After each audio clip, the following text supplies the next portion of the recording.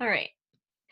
Hey, everybody, and welcome to the Amphibian Press podcast. Today I'm here with Earik Beann, and we're going to talk about his book, Pointe Patrol, How 9 People and a Dog Saved Their Neighborhood from the Most Destructive Fire in California History. So this is a true story. Um, and real quick, before we get started, I do want to mention that Earik is donating 100% of his profits to victims of the California wildfires. So go out and buy the book. All right. Hi, Earik. Hey Marissa, how are you? I'm good. How are you? Good. We're having some technical difficulties, but I think we'll get through it. Um, that's both podcasts that I've recorded this year. I've had issues. Oh, that's funny. It's not the best way to start the year. Okay, so why don't you tell us a little bit about what was going on? So, what year was this? So this was late 2017. Technically, the fire broke out on October 8th, between October 8th and 9th on 2017. So this all started at 3 in the morning on the morning of the 9th. And what happened was basically the biggest fire at the time, the most destructive fire at the time, we've strangely since been surpassed. But that was the most destructive fire in California's history, hit Santa Rosa at 3 in the morning and destroyed basically 5% of the housing stock overnight. And the whole complete north end of Santa Rosa was evacuated. So in the middle of the night, all of us were driving out of here, trying to get out in this mad rush. And they declared a mandatory evacuation zone, which means like basically what happened was the fire was so big that the fire department was thrown completely out of position, and they weren't able to handle any of the fires. And their focus was just save people's lives, just get people out of here. We're going to let the houses burn, just let them go, because there wasn't enough manpower. So they said, if you're in such and such zone, like you're out. And what happened was that we had one retired firefighter he's a neighbor of ours, and he lives here, and he didn't evacuate. He refused to evacuate, and he stayed that first night, and basically kind of kept this neighborhood from burning down. And he lost water pressure, and so he went and he would get water out of his hot tub. And he's an old guy, so he'd fill up a bucket like half full, and he'd go run and he'd put it on the fire, and then he'd come back. And people imagine fires like in the movies, they show this giant kind of wildfire coming on you, and that's how it works in wildfire. But here in the city, things are a little slower. And so what we were dealing with embers falling from the sky, these giant embers that were like as big around as a dinner plate, red Wow. hot, would come and just like shower themselves down on neighborhoods. And so when I came back, I found this massive ember in my front yard. And so those were landing basically, they got kicked like a mile ahead of the fire, and those were landing like everywhere on the north end of town here. And that's kind of what started this whole thing going off. So that neighbor kind of saved us that first night. And my wife and I, we were 95% sure that the house was gone. I turned on the TV, and I was watching, the neighborhood next to us burn down, and they showed basically all the neighborhoods around us that I was familiar with. I'm like, oh, I know that house, and I know that house, and they were all just destroyed. And so we thought we were homeless, and we were getting ready to leave. We were just going to head south, but we wanted to sort of make sure, because 95% is not the same as 100%. And so we ended up sneaking back in. It was sort of chaos. It was easy to sneak back. So we snuck back in, and we found, like, here's our house is dirty, covered in soot, but it was safe. Not safe, it was standing. It wasn't safe. And Right. yeah. And so 9 of us neighbors in total ended up sneaking back in and sort of forming a vigilante firefighting team. And we spent the next 2 weeks putting out fires. So we saved the whole neighborhood, and we saved an apartment complex next to us.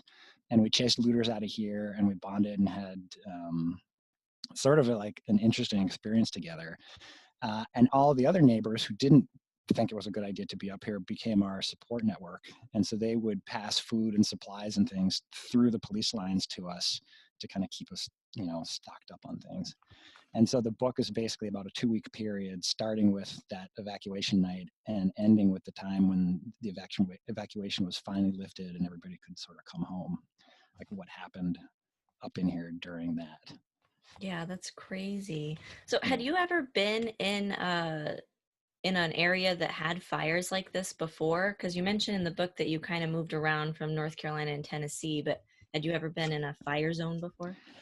The closest I had ever come was in Boulder, Colorado, where there was a fire in the mountains that you could see from town, but Wow. never like where an actual town was on fire. I mean, when I drove out of here, I drove by an entire trailer park that was completely engulfed in flames, and I was like way across the street, and I could feel the heat through the door of my car. It was like that bad. It's like straight out of a disaster movie. And there's like cars pulled off that had caught fire and burned, like a big truck, and the guy ran off, and people were running in the streets. And the strangest, weirdest thing about it was that there were no police or no firefighters to be seen anywhere because they Yeah, were so like taken up, I guess. right. They were probably dealing with a problem somewhere else. But what I Yeah, thought was interesting when I was reading the book is, you mentioned that Wayne had knocked on everybody's doors and told everybody to leave, but then you were like waiting for something official to happen. Did you guys like not have any official notification that it was being evacuated? so Wayne actually works for the sheriff's department, and as I understood it, he was the guy he was the guy that first saw that, like, okay, we got to evacuate. So he called dispatch and said, "Hey, I'm here. I'm going to evacuate my neighborhood." And so he went door to door, and Okay. then a couple other neighbors joined him. The thing is, it was so crazy that I didn't understand that he was evacuating us. I thought he was just like, "Wake up! There's going to be an evacuation. Like, let it be known." And Yeah. so we waited like an hour and a half, just sitting there, like, "Well, is the fire department going to come at some point?"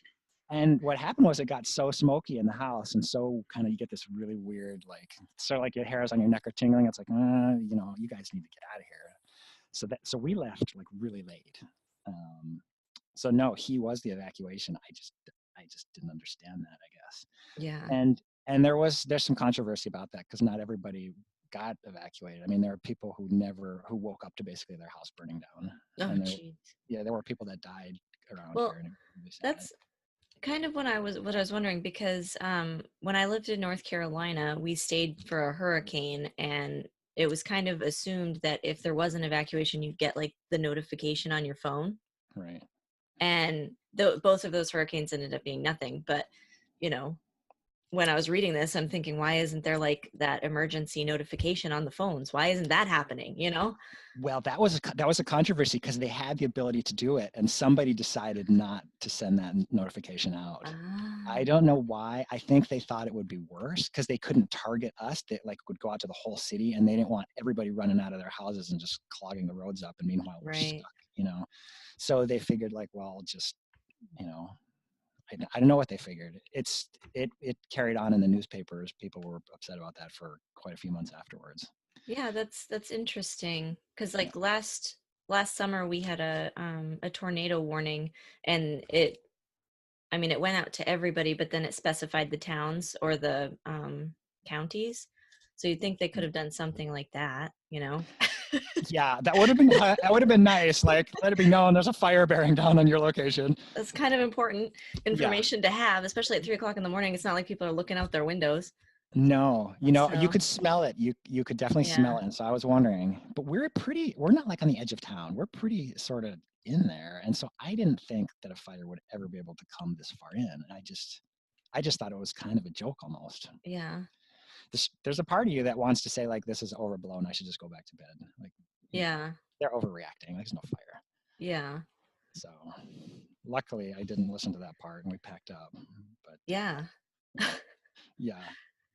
That's like, and that was another thing that stuck out from the book is when you were evacuating and you were talking about the wood on the guardrails is on fire and the grass in the median on the highway is on fire. It's things that you wouldn't normally think would be on fire are on fire, you Yeah. know?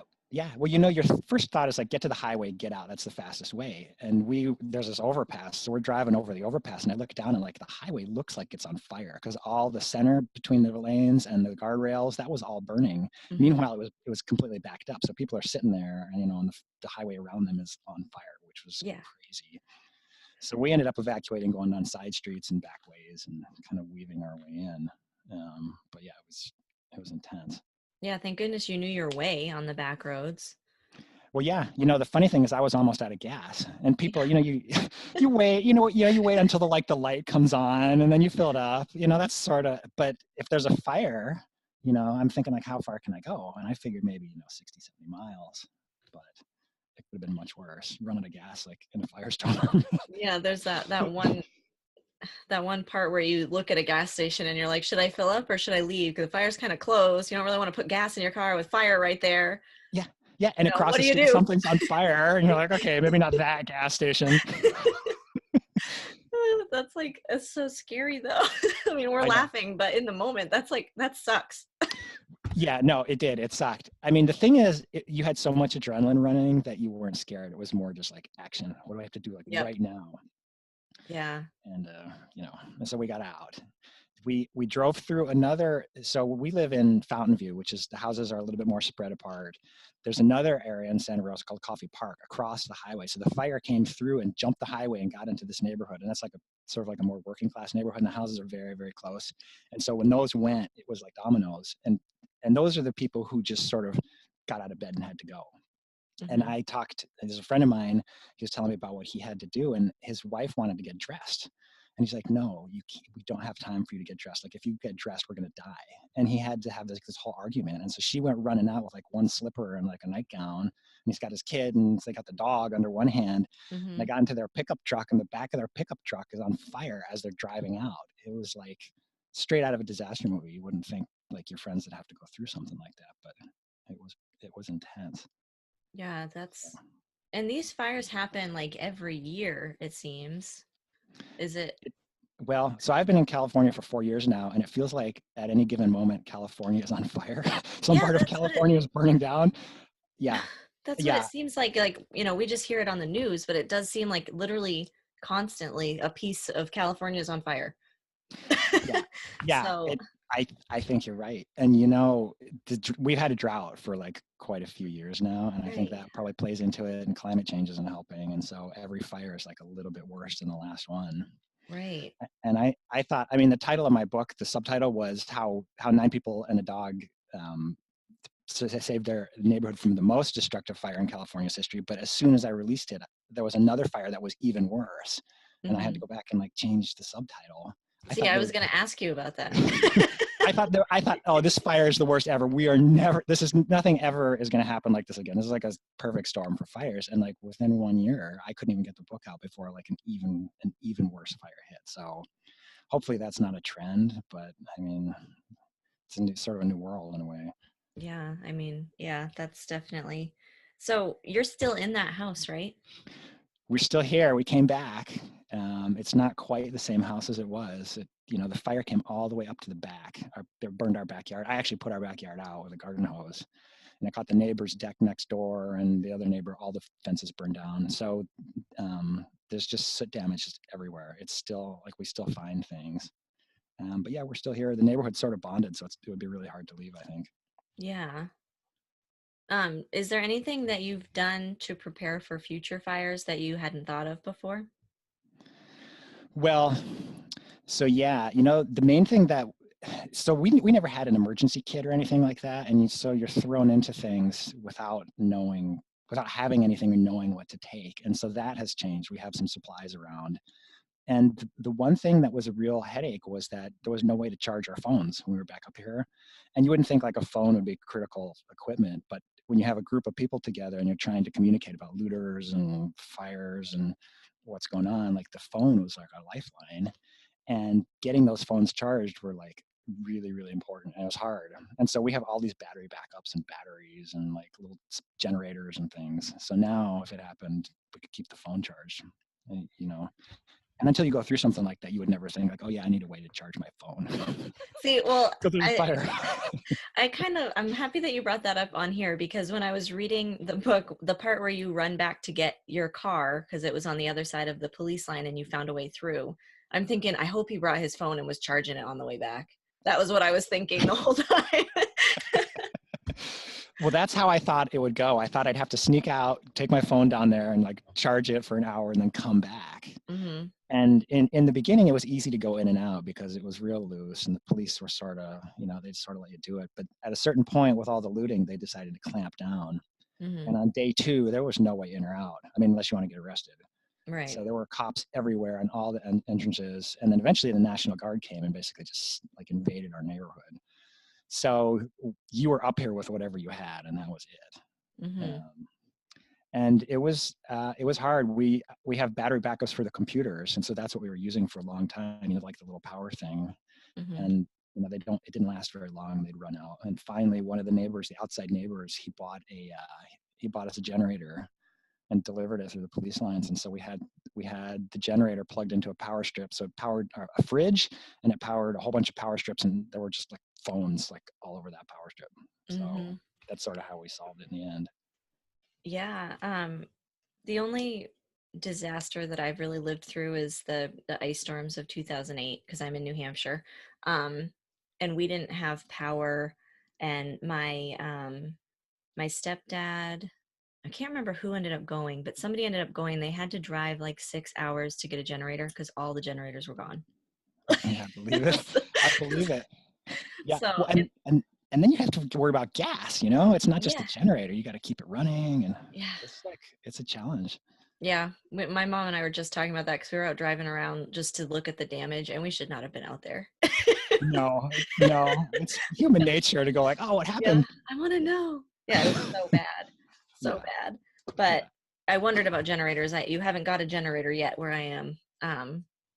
You're just kind of clamping down on the looters, which I wanted to talk about them too sure, because sure. that part just it seems crazy to me that when this is happening and people's lives are at stake, that other people are like see it as an opportunity to steal stuff. Like it's just crazy to me. I know when I first saw that on the news, I was shocked. I was like, of all the times to just like chill out and not do that, they picked like the worst time. And so they would just show up. They'd come in on bikes and ATVs, and they'd wander up in here. And when you think of a looter, you think of somebody in a black mask with like a little crowbar or something. And we had those actually. So two of them broke into this one guy's cellar, and two of our guys had to chase them out with shovels. They pretended to be cops, like, "Hey, who's down there?" And like ran after these guys with shovels. And so they took off. But all the other looters came in disguise. So they Hmm. would dress up as firemen or dress up as insurance adjusters, or Oh as my press. They'd have gosh. fake press badges, and they'd show up.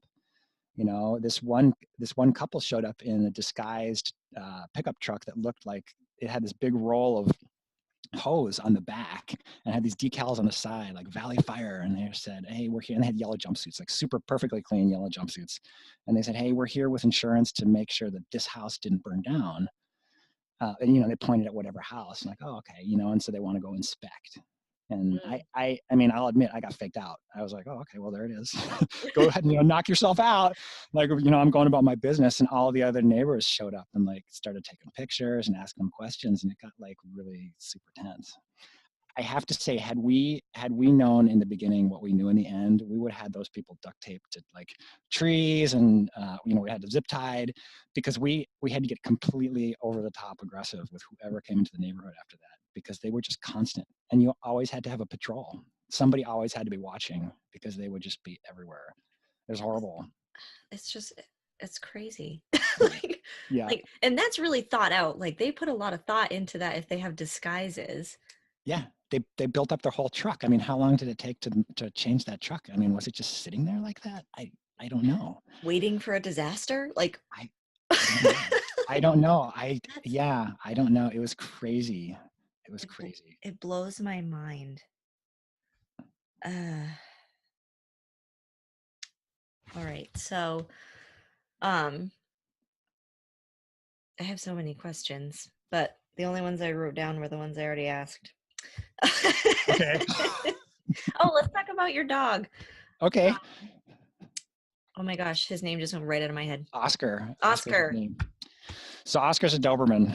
Oscar Oscar is he's bred from working lines though, and so what that means is there's pet lines, which is like a dog that's designed to be nice and friendly, and then there's like the working breed, and the difference is that the working breed's sort of over the top. They sort of breed them to be really intense and have a high drive, and the idea is that if you can sort of harness that drive and train them, they're really good at like search and rescue or like police work or whatever. It's the same for all the breeds, and so I thought I was going to do search and rescue at one point, so I got a working breed Doberman, and ended up not doing it. So we've got this crazy Doberman, and he's been sort of waiting for a job. He's been waiting for a job, and he never had one being a pet dog, And so we brought him back with us, and he became sort of like the default security guard for the whole neighborhood. And so he'd go out on patrol every couple of hours. And it's not like, you'd have to let him loose on anybody, but it's just like when the bikers, the kids on the bike with the backpacks would come by, they'd see Oscar, and Oscar would be like, bah! And that just makes them leave. Like, you don't want to go to the neighborhood with that dog. Right. So he played this huge role as far as like helping us, just, because he's always alert.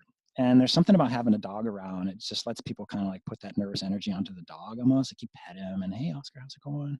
Mm-hmm. That sort of stuff. And so he became sort of like one of the team in a way. And he'd hang out with us, and, he'd come and eat with us, and he loved it.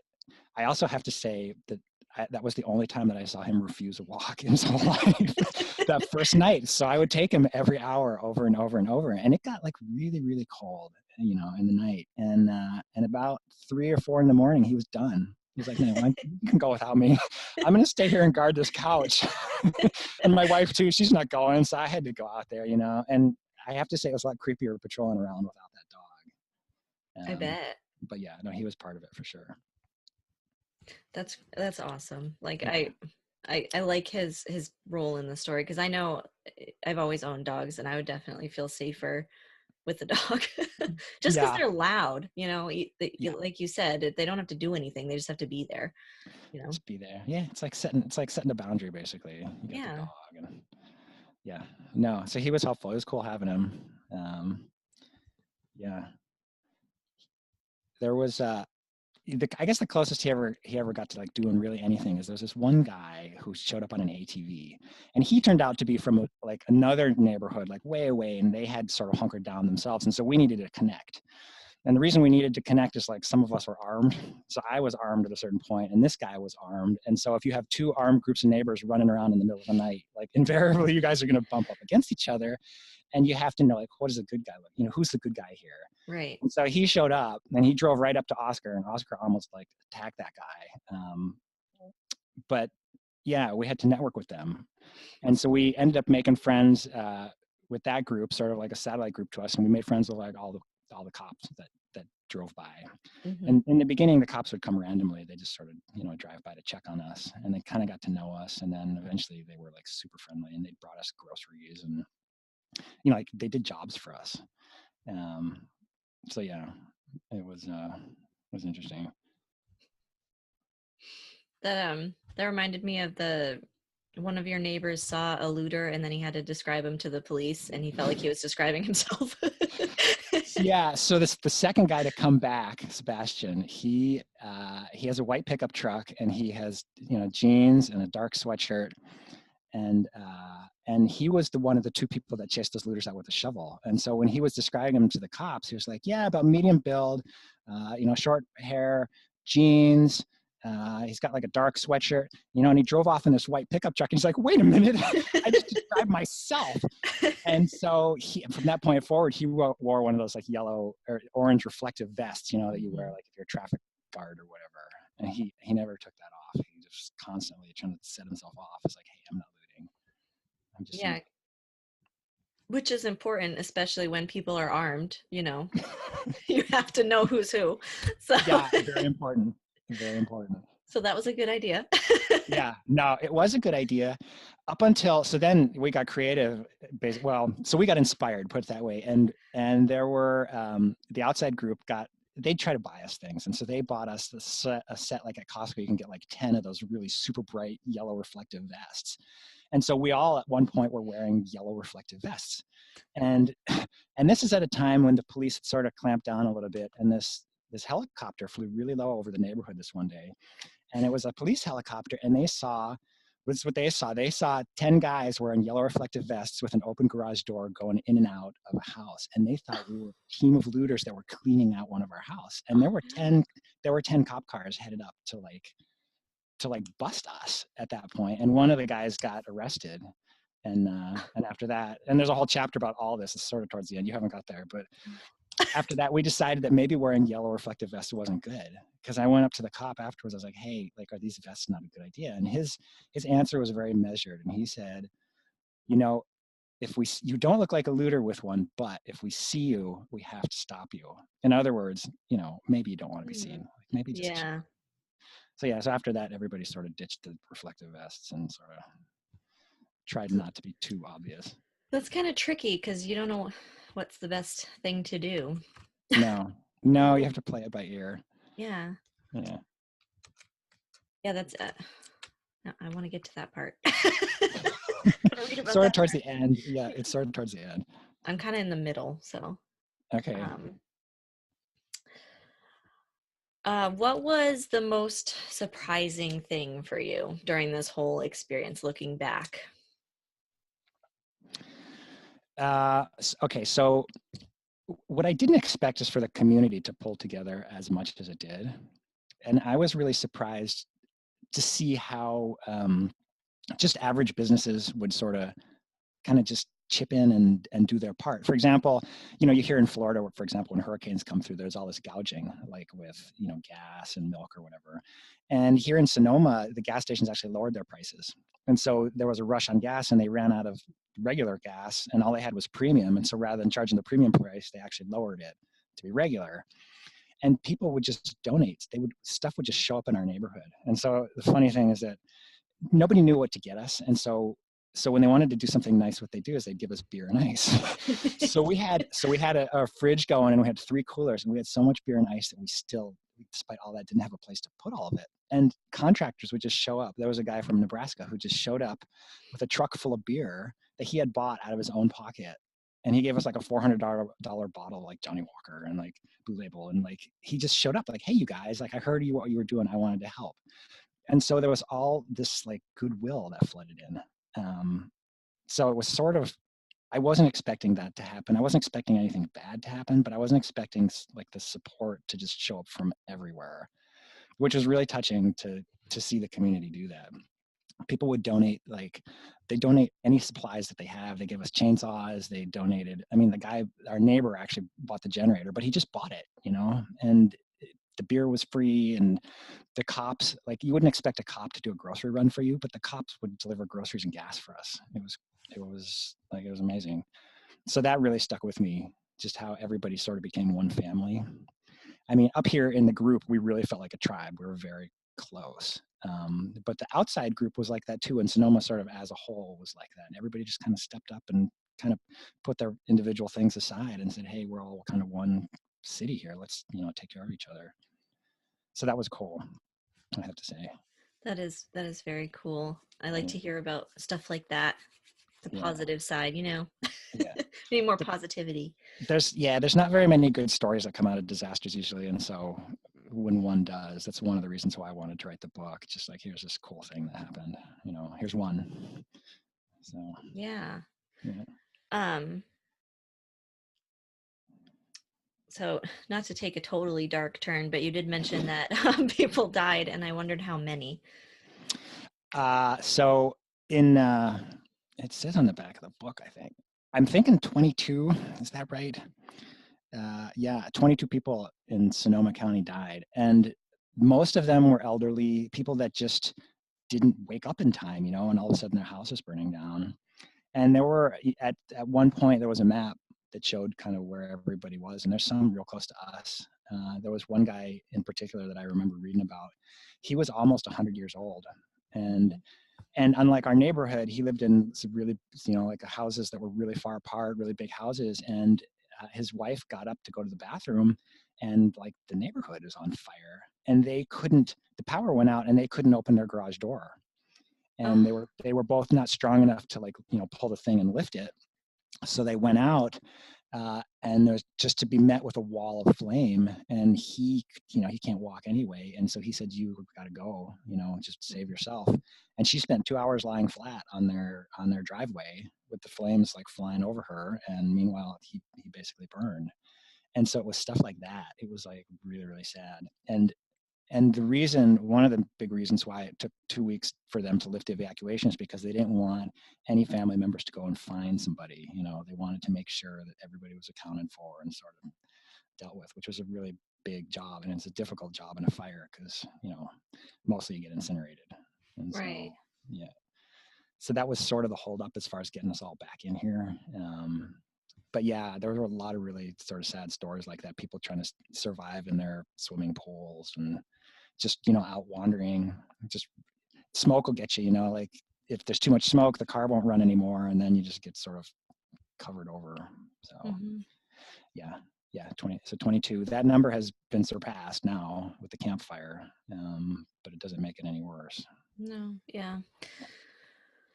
Yeah, that's I think that's one of the scariest parts, especially about the notification issue, Right. because it doesn't seem like in 2017 people should be waking up to find their neighborhood on fire without having any kind of warning. I agree. Yeah, and it comes back to the phone thing. They had the ability to alert us all, and for whatever reason, they didn't. I think that's been changed. So I really hope so. yeah, Because, you would think like, okay, if you screwed up one time, don't do it again. But and yeah, this is obviously a persistent issue. It's something that's going to probably happen again. So, right. you know. Yeah, I mean, usually fires don't come into the city that far. It's like sort of a rare thing, but I mean, if that's the way it is now, you gotta think differently about how to deal with it. Right. It happened once. You got to make sure you can deal with it if it happens again, is Right. my thinking. Right. I agree. Yeah. Um, all right. So do you want to just mention your other book? Because, that one is fiction, right? Yes. I used to really want to be a writer when I was in high school, and I used to go home, on spring break and write, or on summer vacation and write books. And then it sort of kind of got buried over.